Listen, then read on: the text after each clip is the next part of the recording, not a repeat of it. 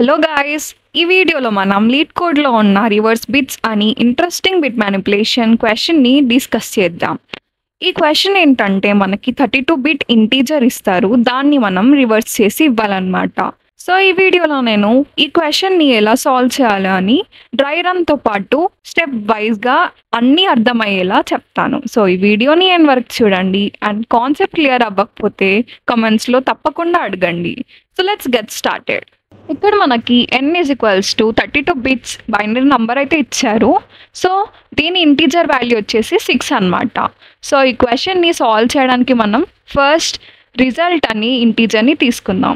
అది తీసుకొని దాన్ని ఇనిషియలైజ్ 0తో చేద్దాం అనమాట. Result is equals to 0. So ఇది కూడా 32 bits.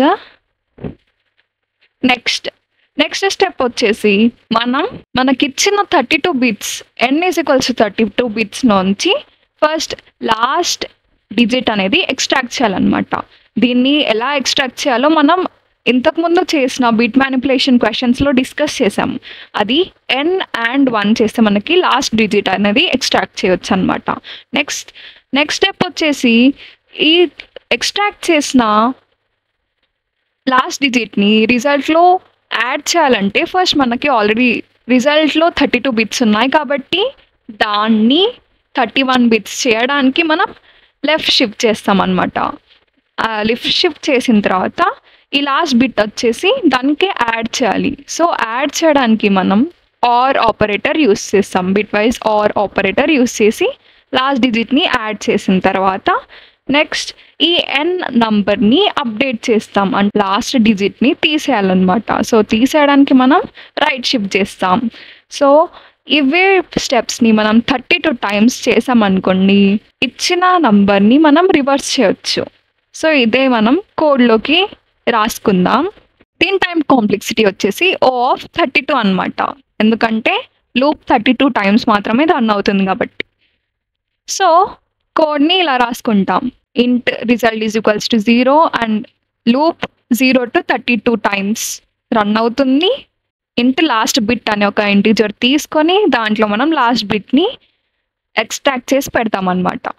Next result is equals to result left shift 1 OR last bit. రెండు ఆపరేషన్స్ని ఒకటే లైన్లో రాస్తున్నాం. ఇక్కడ కన్ఫ్యూజన్ ఏం లేదు. నెక్స్ట్ ఇక్కడ రిజల్ట్లో మనం లాస్ట్ బిట్ యాడ్ చేసిన తర్వాత మనం nని అప్డేట్ చేయాలి. So n is equals to n right shift 1. So ఇప్పుడు n అనేది అప్డేట్ అయింది. ఇదే 32 టైమ్స్ రిపీట్ అవుతుంది అనమాట లూప్లో. అండ్ లాస్ట్కి మనం రిటర్న్ రిజల్ట్ అని రాస్తాం. అదంతా రిజల్ట్లో స్టోర్ అయిపోతుంది. సో రిజల్ట్ని రిటర్న్ చేస్తాం అనమాట. ఇదే మనకి కోడ్.